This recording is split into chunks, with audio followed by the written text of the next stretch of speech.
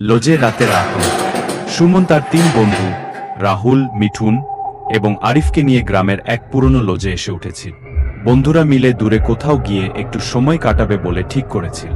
এই পুরনো লজের কথা অনেক শুনেছিল ওরা। গ্রামের মানুষ বলতো এই লজে রাতের অদ্ভুত আওয়াজ শোনা যায়।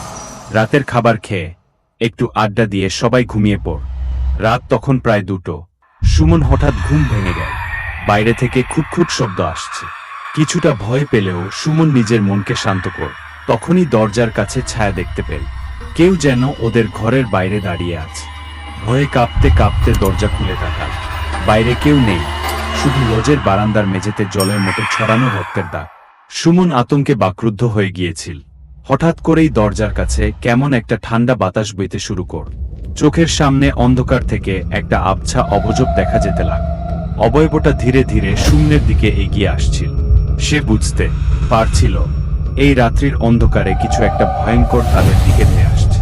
চিৎকার করতে গিয়ে শূন্যের গলা বুঝে আসল। সেই অবয়বটা মিষ্টি কণ্ঠে বলল, আমার কাছ থেকে পালাতে পারবে না, আমি তোমাদের অপেক্ষায় আছি বহু বছর ধরে। সুমন কাঁপতে কাঁপতে জেগে উঠল এবং তার পাশে শুয়ে থাকা রাহুলকে ধরে টান দিল। রাহুল, উঠ, আমাদের এখান থেকে চলে যেতে হবে। রাহুল ঘুমের ঘোরে বলল, কি হয়েছে সুমন? সুমন যেই না ঘটনার কথা বলতে গেল, তখনই জানালার বাইরে একটা ভাঙা দেহ লজের পেছনের বাগানে পড়ে থাকতে দেখে। সকলেই বুঝতে পারল এই লজ থেকে তারা যেন কোনোভাবে বেরোতে পারে না। বন্ধ দরজা, বন্ধ জানালা, আর বাইরে থেকে আসছে চিৎকারের মতো সব। যেন লজের প্রতিটি দেয়াল থেকে বেরিয়ে আসছে অতীতের ভয়ঙ্কর স্মৃতি।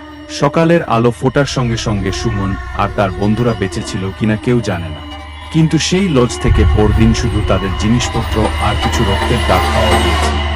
শেষ। এই গল্প শুনে কি গা ছমছম করলো? প্লিজ সাবস্ক্রাইব করুন আমাদের বাংলা হরর স্টোরি চ্যানেলটি।